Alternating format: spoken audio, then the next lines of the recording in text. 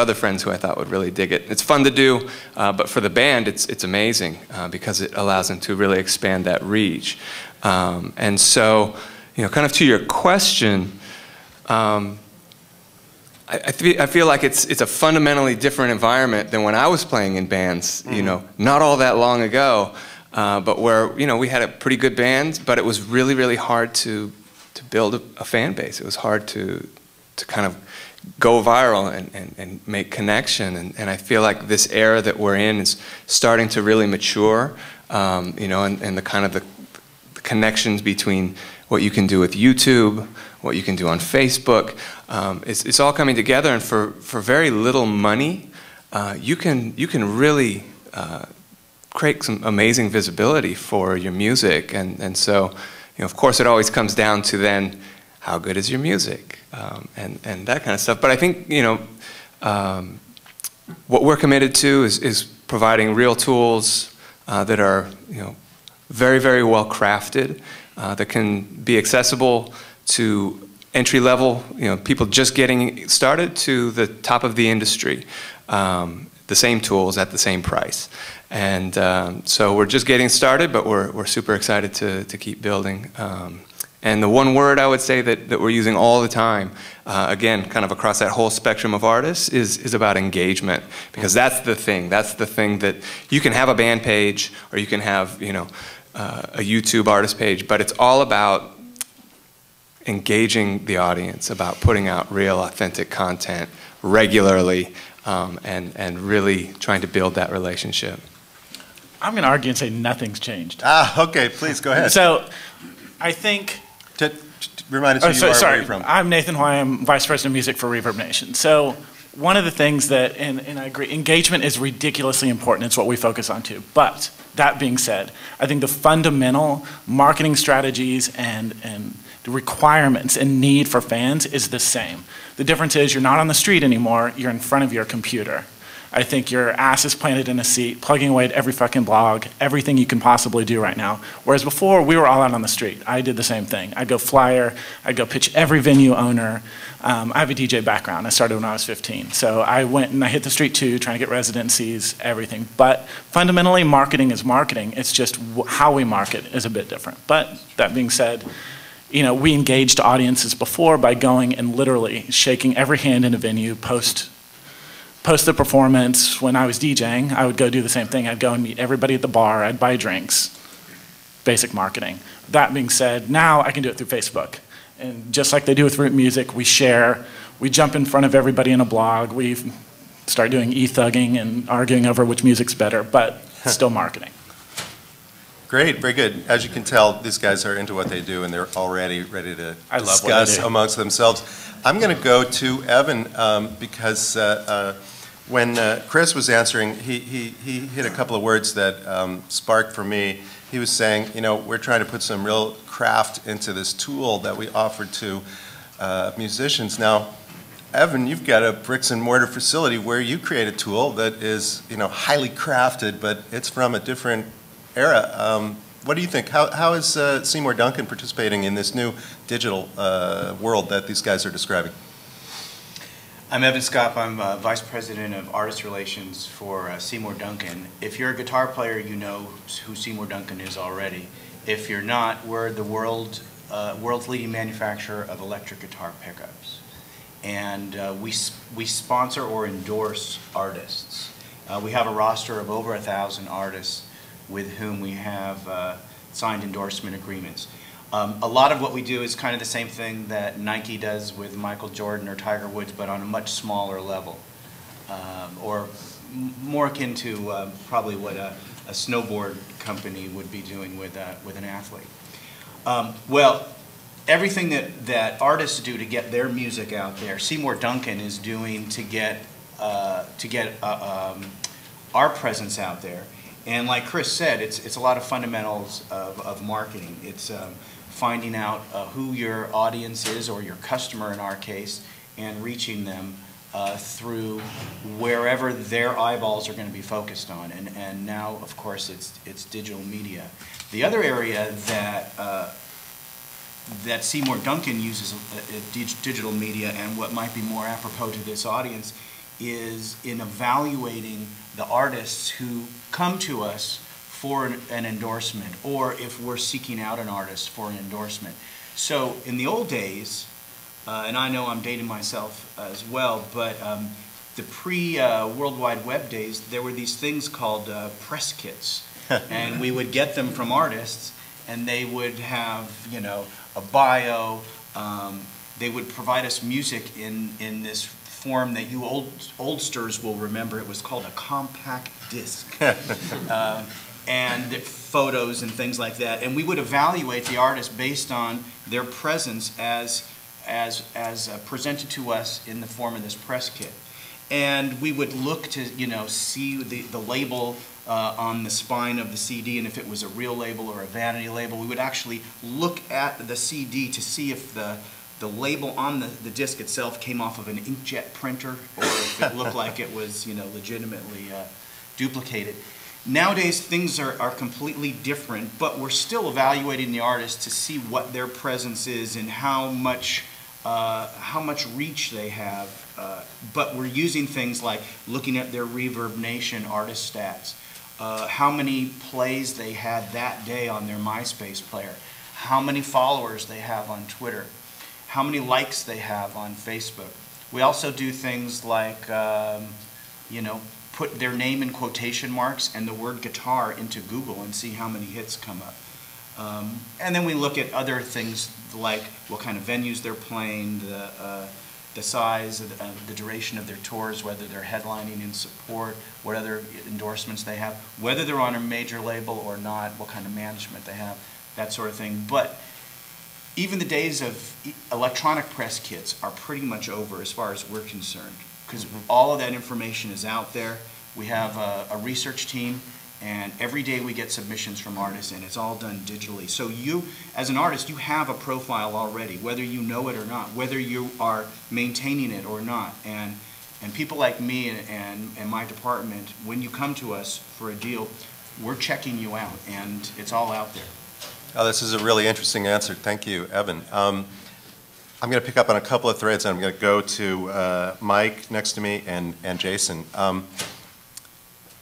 It sounds like you're doing two things. You're looking at artists and you're trying to determine from where they're at and what their metrics are, the validity or the interest that you have in working with them. But then when you apply that Seymour Duncan seal of approval, as it were, that becomes another aspect of what tips them towards you know, some kind of success. So I'm going to go to Mike right next to me, because I would love to hear some of your insights. You've got some pretty successful artists that you guys are working with, and some people who I think anybody would envy the marketing and distribution that you've got. Tell us about some of the people you work with that you feel are successful. Good morning. My name is Mike Wald. I'm the COO of Aniricom. We're a new media marketing and consulting firm here in Santa Barbara.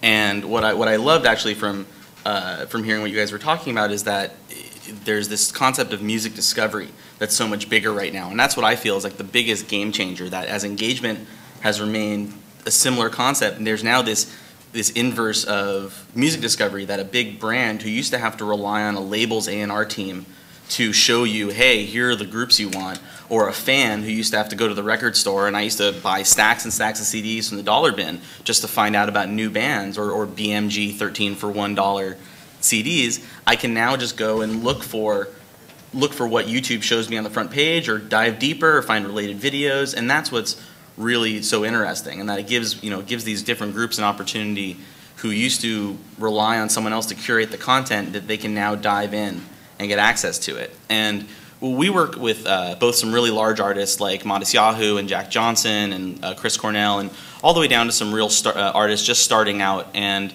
the playing field's getting a lot more level on the social networks, because you can. One of the artists we work with, Zia V, she was actually discovered through YouTube, and she was an Indonesian singer-songwriter who actually got found that way and then got pulled onto Jack Johnson's label, Brushfire Records, and now she just released a new album and is really seeing some great success from that. And her YouTube videos are very personal. She makes sure that it's something where she's actually giving to the fans and is communicating with them, so that engagement really is key.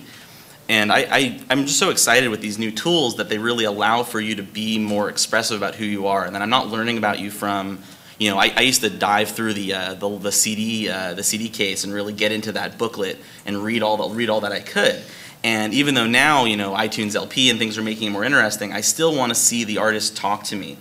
And what's so cool is getting into that they can be personal even when online is sort of felt as an impersonal medium. But I feel like it's really giving those tools to make it so much easier to connect. And the hard push is for some of our artists that have been around for a lot longer, especially some of the artists that maybe have, you know, 30-year plus careers.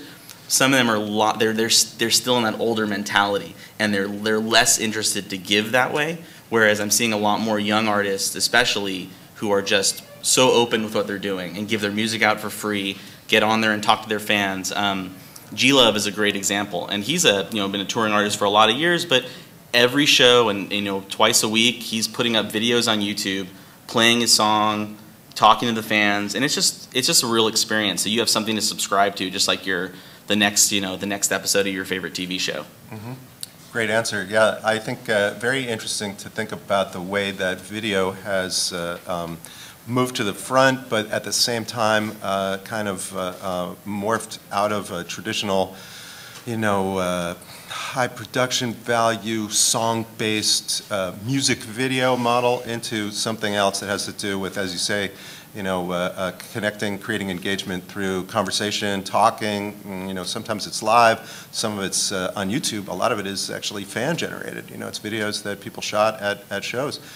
Maybe Jason from Epitaph, can you tell us a little bit about how YouTube or how video is working for you guys right now? Sure. Yeah, so I work for Epitaph. I head up new media and for Anti as well. I do artists like Tom Waits, Wilco, Social Distortion, Bad Religion, a lot of rock and indie rock singer-songwriter stuff. YouTube specifically is a huge, very powerful tool for us. When I started, we had no YouTube channel. We didn't have anything. We've been able to build it up to about 200,000 plus subscribers on our channel, and it really is able to generate real views for us. A good example, this past week, we have an artist that we're trying to get on a major radio station. And they didn't, you know, it's a brand new artist. They've been around for about 6 months. The radio station was a little unsure. But the fan base is massive, and we're able to drive in a very large amount of views. So what we did was we just premiered the YouTube video on their website just to let them feel what it was like. We were able to drive 1.4 million views in the first 2 days on their channel, and the band got an ad.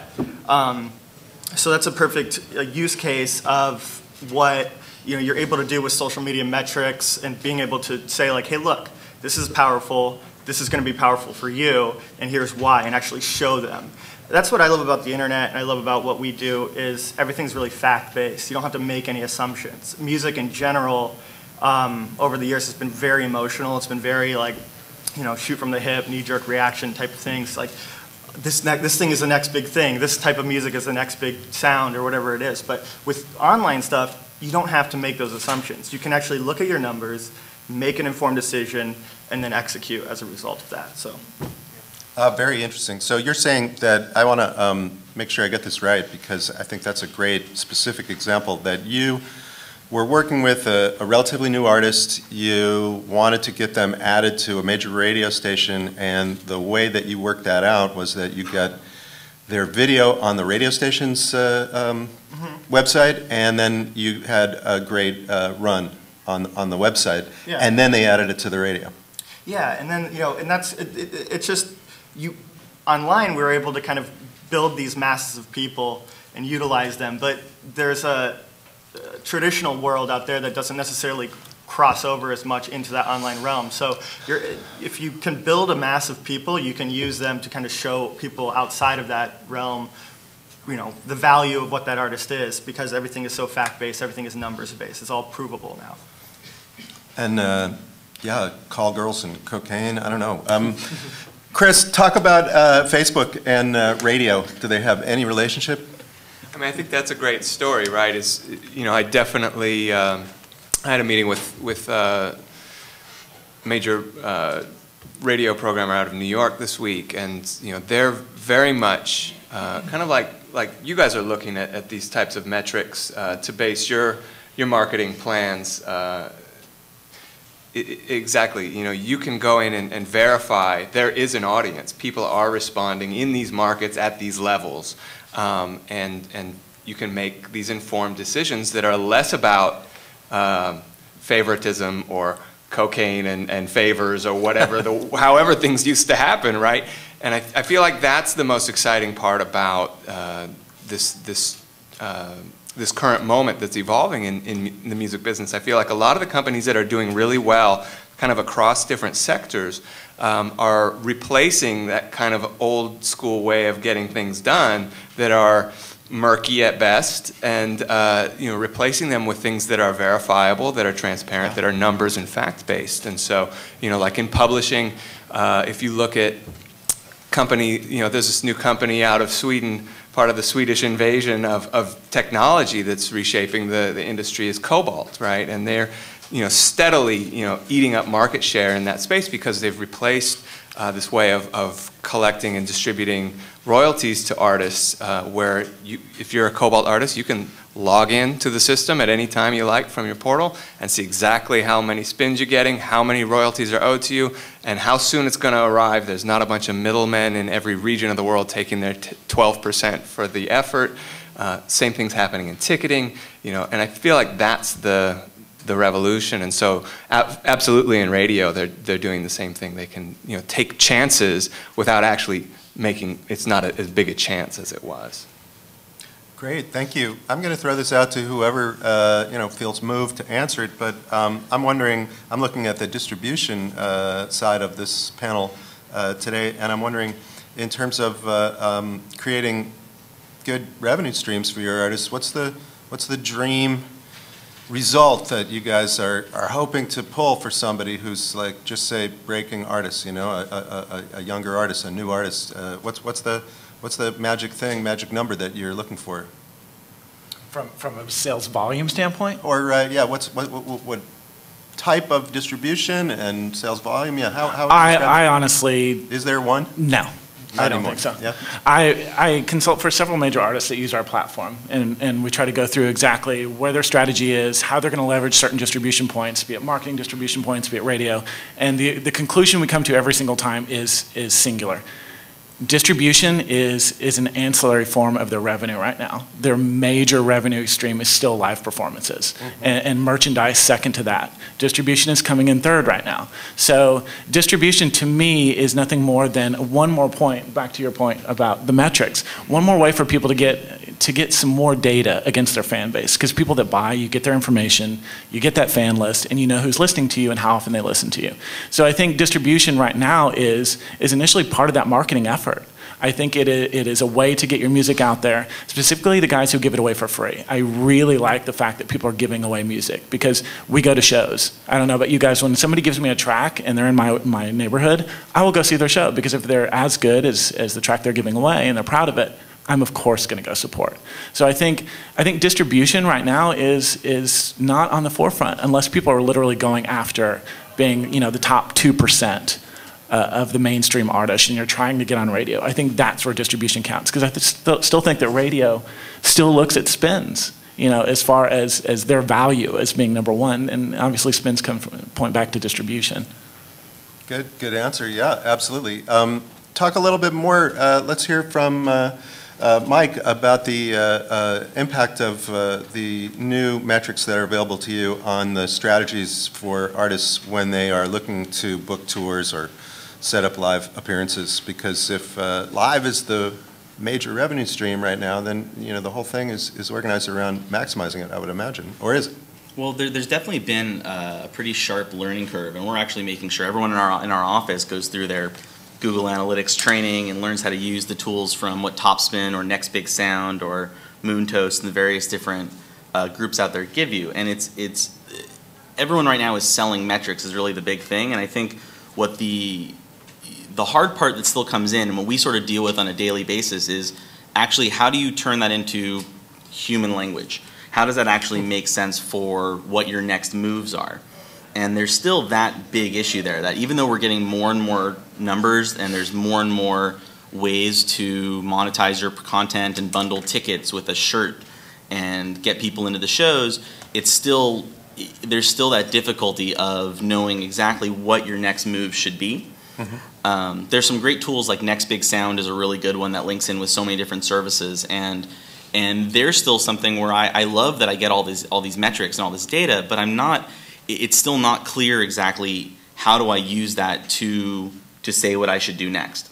But there is sort of, if you take it at the simplest level and you look at just pure volume, like if you just say this someone has this much traffic to their website or this many YouTube views, then you're just looking at, well, we have a sort of an idea of fan base and we have a guaranteed platform, or at least we're going to hit a chunk of that. So you're able to, you're looking at a bigger target. But I think that as the tools keep coming out, we're starting to see more bands who sort of play with the way that they put content out there. And that you're seeing, Thompson's a really great example because they let you on the fly sort of change what you're selling on your store. And so it's interesting to actually be able to play with those options in a very free-form way and then actually quantify results to get a sense for what promotion with what merchandise was I selling did better. And it's really right now sort of it's a playground with all these different tools out there, from music to Reverb Nation to all the different aspects of what you can do online. And it sort of requires you just to be really inquisitive and have fun with it to actually be the most successful. That there isn't necessarily a guaranteed way to move product or put people into the shows. Right. I have a question. How many people here are artists? How many people are on the management label other side? Okay. Good to know. Okay. And how many people are fanatical music listeners? Come on, I want to see every hand in the room. Thank you. This is really interesting. I feel like there's a couple of things that are coming across pretty much from everybody. One is that there has been a kind of democratization of the marketing and distribution process, but then the other thing that seems to have come with it is that there is a kind of looseness to, there's no one formula anymore. There's a lot of different ways of getting this done. I want to go back to Chris Wilsey from Root Music and ask, it seems almost like Bandpage emerged as a result of a faulty integration or an issue with integrating with Facebook. Is that a correct perception? And what do you see as the future of the integration of these experiences online? Yeah, I think there was just a huge need, right? I mean, there was the biggest social network that's ever existed, and yet it was impossible, not impossible, very annoying, very difficult, very difficult for artists to be part of that. Yep. And so it's kind of amazing that there was that big of a gap, but there was that big of a gap, and that was where we stepped in to solve part of that problem. And there are other types of inefficiencies in the music business. There's a lot of them that will be innovated upon and be made more transparent and efficient. And that's kind of the exciting part of it. And what was the second half of the question? Well, it's just what do you see as the future? You think there has to be more integration. Things have to work together better. I think so. There's every week in this space feels like a month in terms of how fast things are changing, new players coming in, new services, and I think that there's going to be a lot of integration. I think that there's going to be just a ton of advancement in the next 2 years. It's going to be really exciting. I mean, the headlines of, I think, this year, just looking at sort of the big companies in terms of Facebook and music, Google and music, YouTube and music, Amazon and music, the Apple and music. There's just so much. There's a war going on, if you will. But in a lot of ways, I think the fans are coming out ahead. To Mike's point about discovery and recommendation, that's going to get really amazing in the next 2 and 3 years. Discovery and recommendation are going to get really refined, and so. I think it depends on what the artist's goals are. They have these tools available, and they can, achieve a lot. But it takes a certain amount of effort, and it takes a certain amount of I guess, approach and expertise. And so I know Reverb spends a lot of time doing this. We certainly are spending a lot of time doing this, basically trying to help artists who don't have a Mike Wald to direct their campaigns. And you know, somebody with great, you know, expertise.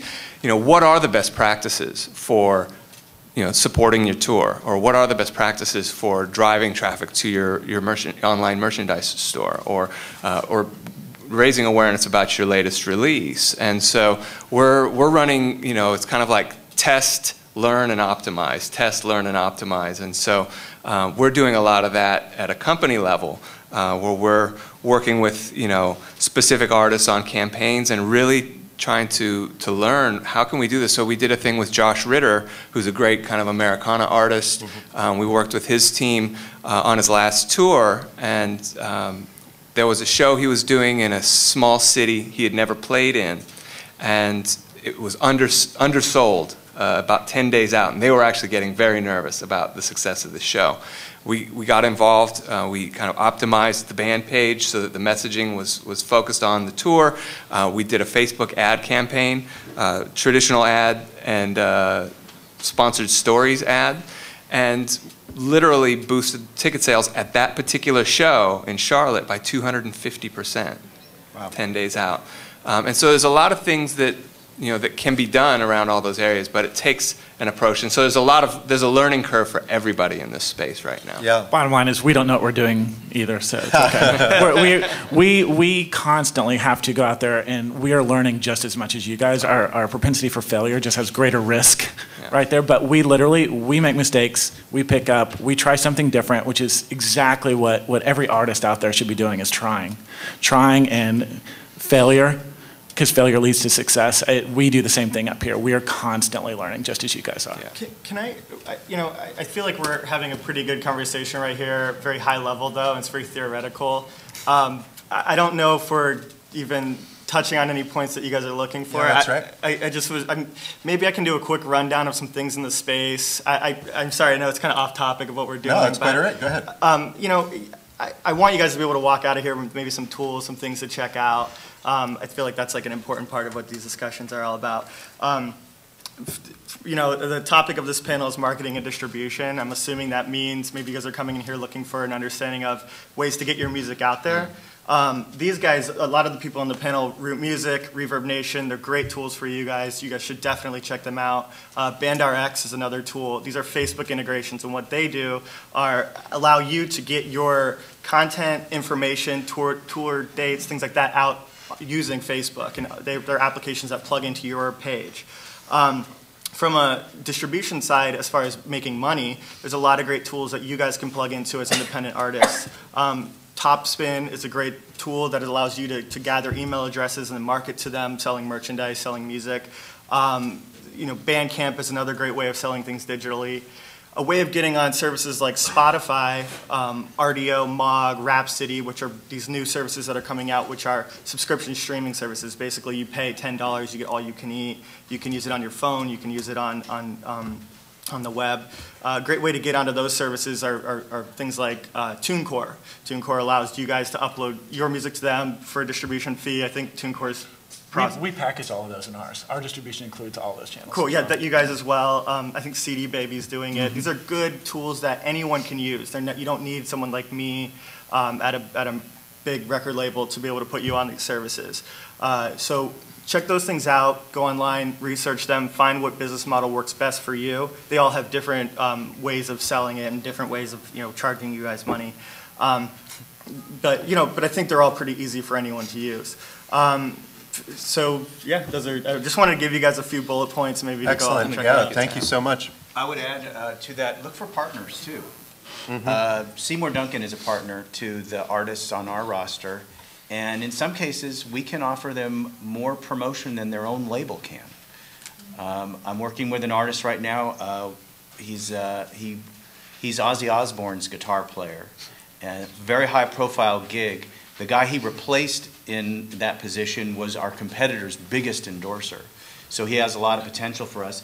And we're about to roll out a campaign in about 10 days that involves print and digital advertising It involves a microsite on our website, which is very heavily trafficked, email blasts, a lot of social media, and I sent him some mock-ups of the microsite for him to approve, and his comment back to me is, wow, this is bigger than what my label does for me. And it costs him nothing. So it's finding partners that you can find synergies with and cooperate with, and make the sum greater than, or the whole greater than the sum of the parts. What could be some of those partners? Like, you're an obvious one, but what other types of industries or businesses would be interested in supporting artists like that? We do several campaigns where brands will come to us looking for people like yourself.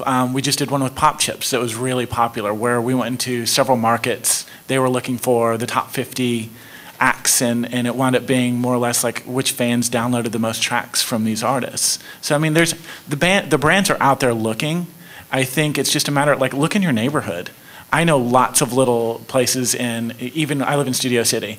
The bar down the street is always looking for talent, and I think their promotion, I mean, they have a reach of like 10,000 people just on their Facebook page.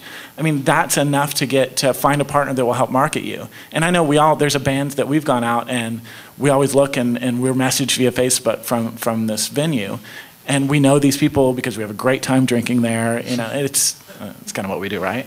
But I think even somebody as such as a little venue near your house or somebody is a great partner to start with. There's a relatively new company called Music Dealers, Yeah. And they have a really robust opportunities section on their, basically their whole service is focused on connecting artists and opportunities to licensing opportunities, sponsorship deals, different kinds of things like that. And so I would definitely check them out. We do those for the live side too. Look, I mean, Sonic Bids does those. We do those at Reverb. You know, I'm constantly pairing brands with artists, but I mean, it's just as simple for you to do it yourself. I really, really recommend you guys like hit the street and just find people that like your music. I mean, you'll find the brands. And also reach out to the other services that you're on, like email Root Music. Those guys are very accessible. Tweet them. Connect directly to Ustream. Those are all different groups. Ustream's another great platform for people that are looking to do live broadcasts or do a listening party or anything like that. It's free and it's easy to get on. And those are groups that are always looking to hear about something new you're doing. If you have a creative idea and good content, and I think everyone will sort of emphasize that really good content's still going to be the main thing that you need to really make that connection. That if you have some solid content out there and share it with Root Music, they're going to be happy to work with you to help do a promotion. And I know they do that on a daily basis, helping people get up creative band pages as part of what they do. I know Reverb does that also, and you'd find the same thing similar with BandRx and even groups like Topspin and other ones, because they benefit when they're sharing your content, especially if it's something exclusive and can really go towards the fans. One thing that what we do is we sign an artist, we have a marketing meeting for it. We sit down, we listen to the music, we talk about the history of the artist, and we discuss who works for this, what are the brands that fit with it, what's the lifestyle. So just identify who you are and identify things that you like. That's probably a good place to start. So, you know, the Pop Chips thing is a perfect example, but maybe there's something like, maybe if you're a rock band, maybe it's Hurley, Vans, you know, things like that. They're looking for artists, they like to work with you. So identify those kind of brands and things, like look at what you're wearing, you know, and just try to pick out things like that. You know, and it's a little more difficult as an independent artist. If you don't have someone like the label I work at that has relationships with these people, but you never know, you know. And I think he makes a really great point, because a lifestyle partner and someone to partner up with doesn't have to be some kind of major brand. It can be the bar down the street. You know, it can be the local coffee shop. Those things are great partners, and actually, to be honest, we're marketing to them as well. We're making coasters and we're sending them all across America to bars and having them, you know, whatever, put them out on their... Back to the bars. Yeah, I mean... Back to the bars. You can see where my head's at. And if you have, and I think that everyone sort of in here has the tools to make content, that if you go and you're a singer-songwriter and you go perform at your bar and you have an iPhone or a flip cam from Costco and you get your friend to film it, that's instant content that promotes both you and the bar. And maybe it goes on your YouTube channel, maybe the bar's trying to get together a live music channel. Those sort of things are really easy to do, and they're surprisingly not done enough from a lot of young artists who are trying to really break and sending demos to, you know, we work with Brushfire Records, as for instance, and we get so many demos that all sound like Jack Johnson, just not very good. And it's like, well, start building up on your own. And if you show a fan base, we're more likely to help support you. Well, and that goes back to a lot of you guys out there that play. I'm sure you guys play live shows. Look at how the venues run their business. A lot of them have promoters and sub-promoters. Think of yourself going into these venues as a sub-promoter. You're bringing a fan base. You're bringing an experience. You're bringing exclusivity of content. All those things, you have value to these venues too, and you should go in there knowing that. Yep. Look at nonprofits. I have an artist who started a literacy group in the Midwest. There's a great nonprofit here in Santa Barbara. Actually, they're affiliated with New Noise. It's an after-school music program called Notes for Notes. And they've hosted artists like Jack Johnson and Steve Miller and Martin Gore and Peanut from 311. And there's ways that you can find nonprofits that both further the good that they're doing and provide you with a little bit of extra promotion, and you can feel good about it at the end of the day. I see an interesting kind of split. It's not a split, but there's a difference between discovering music in, I'm going to call it an asynchronous way, which is where it's on your own time, you're sitting at home, you're on your computer, and maybe somebody else posted a video, and now you're looking at it, and could be in a totally different time zone, could be in a totally different place. But then you go to the club and there's a set and you're either there for it or you're not. That's synchronous. That's something that's happening at the same time. Is there room for like live synchronous online, something like Spark Interactive, live streaming, where it's essentially a live show but you're showing up for it by going on your computer? And if so, what are some examples of that? I work with a company called Big Live and Jam House Live, and they do something kind of cool. They'll put the content out there, and there's a chat room around it. So they did one with Theophilus London a while back when I was dealing with them, and it was really cool because I got to go in there and I got to meet other people that were, Theophilus fans, and you could break off into chat rooms and discuss, and we could make fun of the song that we didn't like or whatever it is. But I wound up making a lot of new friends just from a virtual experience because it was 2 in the morning for me. I was in a completely different time zone, but it was kind of nice to be able to go in and me still being on West Coast time zone, I was able to connect with people even though I was in a completely different country. Right. So it was actually a really fun experience because I was bored in my hotel. But, and that's the synchronous experience. You're live. Yeah, I had a synchronous experience in a completely different country. Right. How's the sound quality? It was great. I had my headphones on because I was in a hotel, obviously, but I thought it was good. It gets better. Yeah, some great services for you to look at: live stream, Ustream. There's a bunch of them, but I think I don't think you guys need to worry about that right now. I think that stuff's really great, but the truth is you need a national fan base for those things to have a lot of value. Right. Or a relationship with the actual content or the actual technology provider like Ustream to get a feature on those sites and things like that. They also require some money to really execute at a high level, or an integration with a venue that's already set up for it. Livestream has a lot of venues that are pre-wired for everything like that. So I don't think it's the place to necessarily be right now. Let's take some more questions from the audience. Question back there. Yeah. So we have a mic. We have a mic, I think. Here we go. Thank you, Tim. I've got a strong voice. Yes. Yeah, you do. For a new independent artist who's kind of jazz soul vibe, who's targeting a broader age group, let's say, from folks, let's say 20 through baby boomers. How many, or back to old school, how many CDs, or are CDs even selling? Yes. FPAs? How many CDs do we produce, or in comparison to all the marketing you guys are talking about in the digital age, how many hard copies of discs are we actually are sort of still out there selling? You probably don't need as many as you did 10 years ago, but I think there's definitely still a place for having physical product. Like we hosted a party in San Francisco the other night, and this really great band played, and they approached me afterwards and gave me a CD, and so on my drive down here, I put in the CD, and it was really valuable that they did that. It gave me a chance to engage in another way at a deep level with that band, and so I think that while obviously things are moving, especially to streaming, and that's seems to be clearly where a bulk of consumption is going to be and discovery is going to be going. I think to your point, what's the number one business driver for a band, it's live performance. And at that live performance, you want to have something to put in people's hands. You may price it differently than you did 15 years ago, but you want to have something to put in their hands. Give me a USB stick. That's my biggest thing. Yeah, Give me cool. a USB stick, and I love bands that sell vinyl. I still buy vinyl constantly. So I love that people are starting to figure out ways to bundle it, because I won't spend the time to rip that music down from a piece of vinyl, but I will still buy it on iTunes. And I think live performances, I'm seeing a lot of people get really innovative with how they're getting music to people, from barcodes that link back to their root music downloads to USB sticks. And I really like the USB stick, because most cars nowadays are coming with USB ports to plug in. Or Bluetooth, all sorts of things. I really like the fact that I can take something home. I agree with him totally.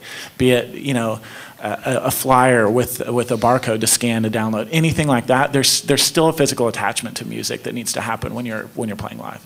I work with a lot of, to answer your question, I work with a lot of artists like that. We do Mose Allison, Booker T. Jones, Mavis Staples, Betty LaBette, a lot of soul, a lot of jazz stuff. Tom Waits, for an example, was 10% digital. Until this record was the first time we did 30% digital, and we were able to actually grow that business. That was a huge initiative for us.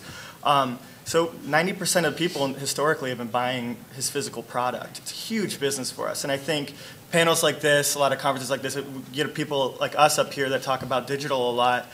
We make it maybe seem like it's not really the case, but it's still a substantial business for us and a substantial revenue driver. To answer your question of how much product you should make, I don't know. I mean, you have to look at your own fan base. I'll give you, Booker T is selling 30 or 40,000 records per record. But what's his demographic too? Right, but I'm saying, like, he's that's someone that's a huge artist. He's won Grammys and is kind of a legend. So that's probably maybe the higher tip of what that market's doing right now. So look at your fan base, look at how many people are coming to your shows, and I mean, you're gonna have to just kind of factor it in. The only thing I would say is just to add to these points is that I would stay away from like the plastic jewel cases and go with digipacks or something in that realm. They're nicer to hold, put in liner notes, take pictures, add in good content, make it something that people are going to enjoy to have, want to share. Go with recycled, partially recycled, anything in that vein. It's just a nicer experience. So if you're giving someone something physical, if you're making T-shirts, go for a little lower margin and make a better shirt. Don't necessarily get the American Apparel one. Maybe get the organic cotton that's a little softer and nice to wear. And that's just when we've been selling merch for a lot of years, and that's something we've always pushed for, is that I'd rather have a little lower margin and better product than to have a whole lot of cheap shirts or a lot of cheap CDs. What was the first item you mentioned, not the jewel case? Oh, a digipack. Digipack. It's like a cardboard fold-out, and they're pretty common with a lot of CDs. You'll see them. A lot of different artists are using them. They're just something more. It's a tactile experience, so let people actually enjoy that. With G-Love was something, for instance, he had a record called Lemonade, and we had a scratch and stiff lemon sticker on there. And people loved it. It was just a good response. So if there's something, just make it a nicer product, and you'll get that much better of a response for it.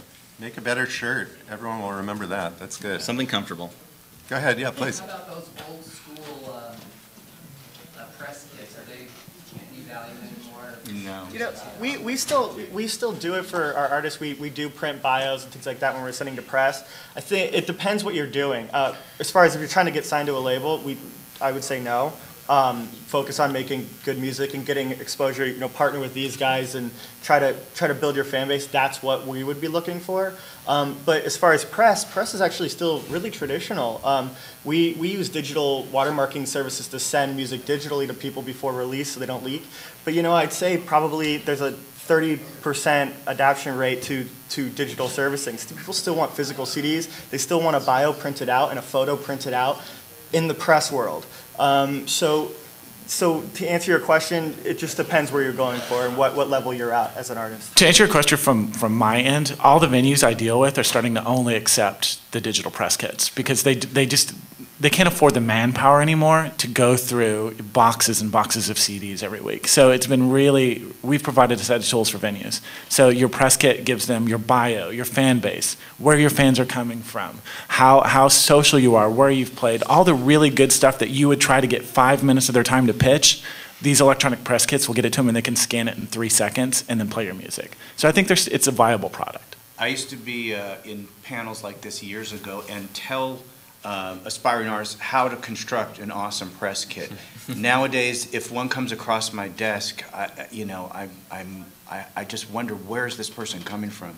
I'm almost offended. I don't need it's a waste of paper, and I just don't need it at all. Try out onesheet.com for something to take a look at. It's an easy aggregator that lets you pull in a lot of that content all to one place and makes it easy for you to send an email. As a member of the so-called traditional press, I'm going to ask a question that I would ask if I were sitting out there, which is how big a role do writers for, say, alternative weeklies play in this new world? We haven't gotten much mention in this panel today. It doesn't seem as relevant as it did, a few years ago. What do you think? I strive to get to guys like you. I mean, literally, you are still very relevant. So, but I think. Oh, thank you. Yes, of course. I mean, I hope that we don't quit reading. But I still think it's still a very viable form of communication, because I look for people's take on things. Like, if I don't have time to go read about everything, I look for that journalistic instinct for you guys to give me some feedback. And granted, I'll disagree with you most of the time, but it's great to hear other people's opinions. Otherwise, I just have to literally sit at the bar and listen to everybody bitch about something. But so no, I think getting access to those blogs is still extremely relevant. Brands especially look for you. Other people want to I'll just jump in. I mean, I think, now we have total access to everything, right? And so what we need at this point is filters.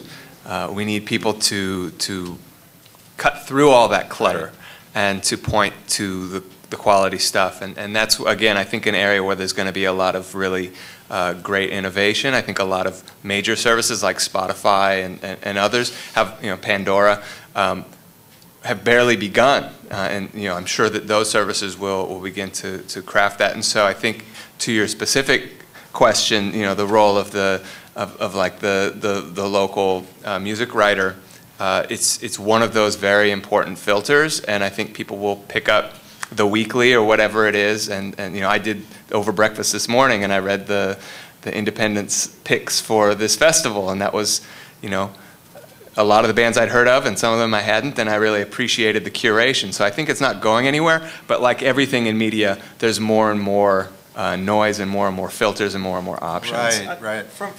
I think for me, it's depends on the genre of music. From the rock side of what we're doing, I think we've seen less of success and return on investment from the press side. There's still very much value. There's still, but not quite as much as on the singer-songwriter, soul, jazz, things like that. On that side, on the anti-side of what we're doing, it is a massive driver, and there's a direct correlation between some press and sales. For example, if we get Fresh Air or any NPR programming, there is a direct sales result as a result of that programming. It is massive. It is a huge focus for us, and if you're that type of artist, people are still looking for that editorial curation. On the Epitaph side of what we're doing with rock and really younger fan bases, there's a little bit more of communities that grow out of it, and they're looking for kind of that fan-to-fan, word-of-mouth type thing that happens a little bit more in using services like YouTube and stuff like that, but definitely on the anti-side of what we're doing. So I think we've got room for maybe 2 or 3 more questions. Very good. Wrap up? Yeah. Yeah, questions from the audience. Well, before you, let's get it on here so we can get it recorded. Oh, hi. I was recently in Nashville for the Americana Music Festival, and the word I got there in Nashville was that because the record sales are so low, the CDs and everything, that the scouts aren't out there in the clubs looking for artists like they used to be, on the level that they used to be, looking through clubs in Nashville. They say they can grab somebody who just came in the top 4 on American Idol and put them on their label, and they already have name recognition in 20 to 30 million with 20 or 30 million people. So I'm just wondering, are the labels looking for artists and songs on the internet? Do they have scouts actually doing that? Absolutely. I mean, I work with Interscope. There's a bunch of labels that they'll literally go and they'll have heard of somebody. Granted, a lot of it's word of mouth. It really is. But they'll go directly to the internet to figure out how good they really are. So your content that you curate on the internet needs to be good. But second to that, they will absolutely then follow up by going out to the clubs to see how they perform, because Again, they're looking at making money off you on the live performance side too, these labels. So you have to be able to perform well. So absolutely, do they still do the research and do they still come to clubs? Yes. I think there's two major ways if you're trying to get to a label to do it. One would be curation from someone who has a relationship. Just the same as you're trying to get a job right now in this market, I think a lot of it has to do with who you know. But the way to do that is just to create a name for yourself. Playing in clubs is up there. Someone at our label might not be at that show, but if you're creating a buzz and people are having a conversation about you, it'll eventually get to someone who can get you to the right people. And so building that fan base and growing yourself and creating really great music, you're going to get found. Like, there are so many people out there just looking for the next big thing because honestly, you're the meal ticket and people need to find you. And yeah, of course American Idol is the dream. It's a baked in sales base because people know who it is. But there's a handful of those in the world, and there's 130,000 new records every single year on SoundScan. There are people out there looking for small artists that have great music to take a risk on. So create a fan base, find people who know someone, and that's the way to do it. I think we've just identified that it's a business now. So as any business, if you build a product that people need, they will find it. Cool, and we got time for one more. Oh, thank you. I think you guys can hear me. I'm actually a small owner of a venue that's an all-age venue. So as soon as I hear I'm going to go see the shows where there's drinking, I'm like, I always have to buy you guys drinks at the bar next door, which is cool. But in Ventura County, there's only a few all-age venues. There's one that's trying to make its way back up in Santa Barbara. So my real interest, besides being a music school and teaching younger kids, is really capturing that 15-year-old so that they're so bonded with that music that they're still 30 and still buying that music from that same. I always tell them that that's the age group they really want to capture.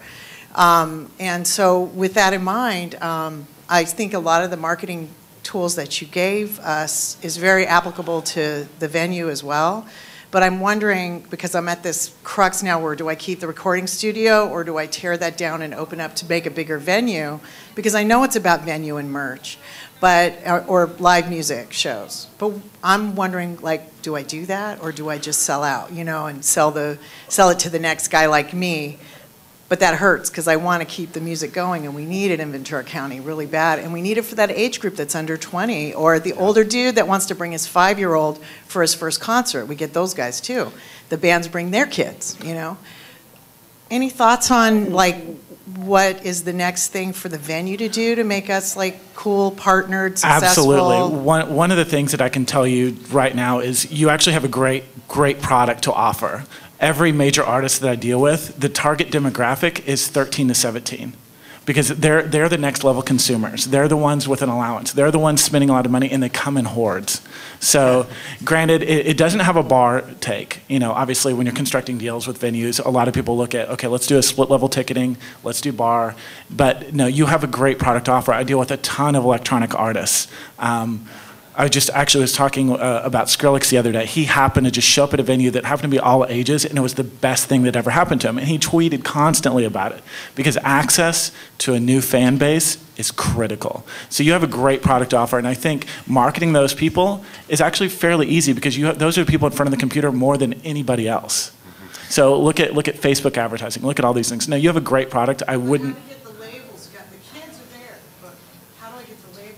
They're like, what am I getting on the back door? What am I getting for this? What am I getting for? I'm like, dude, I'm not getting anything. I don't have, Build your name up and it won't matter. Well, it's tough. I know what you're saying because you're not so much labels, but promoters and people that are actually booking shows. And I'm assuming what you're saying is that you're not really able to pay the promoter as much. They're not able to monetize because you're a small venue. Is that what you're getting at? Yeah. Yeah. I mean, it's tough because it is a business. But there are people out there that are just like you and that really believe in the idea of all ages venues. I know that we have identified that as a huge struggle, especially in the LA market. There's just not a lot of it, and everything's about drink sales, especially in a kind of not so much struggling tour ticket sale market, but it's a market that's really volatile. So I'm not sure the right solution for what you can do, but you just identify someone. Eventually, you'll find someone that believes in your cause and what you're doing, and they'll be able to have those relationships to bring in artists. But the key to what to do would be, if it's ECU and what you're looking for is, network and plug into with as many booking agents as you can. Explain to them what you just said right there, and I'm sure that they'll have a lot of young artists that are that they're trying to build up, that are looking for shows, that they can kind of help you plug in with. Let's get one more response to that. Yeah, I would love to. I want to encourage you to keep up the good fight. I mean, all ages venues are so critical. Bands like Green Day, came out of 924 Gilman in Berkeley. There's a lot of really great bands that have flourished in these kinds of spaces. And actually, personally, I kind of came out of that space myself. I used to run an all-ages venue in Michigan. And I'd like to point you to an organization called AMP that is essentially a network of all-ages venues that's national, where they're sharing best practices and things that are working. Because it is a hard business to run. You don't have the bar. And there's a lot you can do in terms of sponsorships, Converse, Hot Topic, these kinds of brands. It's a perfect niche, and so you need to connect with them and develop that scene. So I'd love to talk with you afterwards too about some things that work, but keep it up. That's great. Great question. Great response. Let's get one more quick question, and then we're going to wrap up. Thank you. Hi guys. I thought I'd do a question about Facebook. Full circle. And my band we started with a Facebook page that was way back when it was really difficult and inconvenient, and we persevered, and now we're integrated with Reverb Nation, but we still Thank you, by the way. No problem. Hold on. No offense to you, but we found Reverb Nation first. But we still use Facebook for all the social integration. So we'll have a gig, people will comment. Do you have any tips for interacting using that to build? Because you said be accessible, interact with the audience, with your audience, your fan base. Yes. Do you have any tips on how to do that? Just from a marketing standpoint, just be yourself. I mean, I like seeing people, and I'm sure he will attest. I like the real side of you. I like the comical side of you. I want to hear that horrible side of you as well. I mean, it's relatable. I mean, if you have a shitty day, then I can relate to that. And I will constantly follow you going, oh my God, he's living my same life. I completely get it. Now I understand why his music sounds this way, or why that song meant that to him. I mean, it's a great way to connect. I think Twitter is great for that also. A lot of the artists I work with are tweeting every day, even things like, you were great, Milwaukee, we look forward to coming back next year, something like that. Because then you've hit everyone in Milwaukee, and everyone in Milwaukee likes you now. Right. Sonic Living is another really good way to go. They actually, as a tour date system, they actually show you which other friends of yours have RSVP'd for your shows. So it actually helps make the RSVP process for your show a viral deal. One way to really engage people, you probably have a small fan base, maybe 1,000 people, or how many people have liked your page? 600, 700, I think. Okay, so those people are your most powerful tool. Give them content, give them things that they're going to share. If you look at it if you could get, every one of those 600 people has one friend that might be interested in your band. Try to give them something that would be interesting enough to them to tell that one friend about. Because then all of a sudden you doubled your list.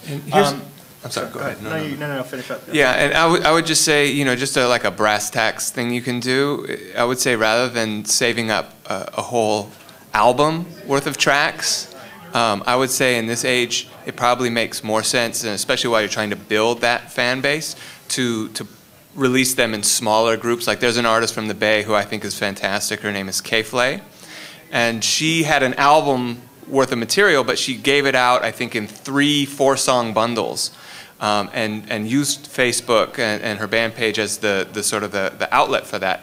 And so she had this mixtape every 2 months that she could put out to her 600 fans or whatever, and then take out 2 types of ads, do a Facebook ad and a Facebook sponsored story ad. So the traditional ad will just sort of like blast it out, that you've got this new thing, and then the sponsored story ad, when somebody downloads that, likes it, shares it, it'll say, Mike likes your band. And the fact that Mike likes it changes my response to that ad. I'm going to respond to like 8 times higher than the standard ad, because I like Mike, I like his taste, and that kind of thing. And so so those are just a couple of things that I would recommend that will definitely boost your fan base. Thank you very much.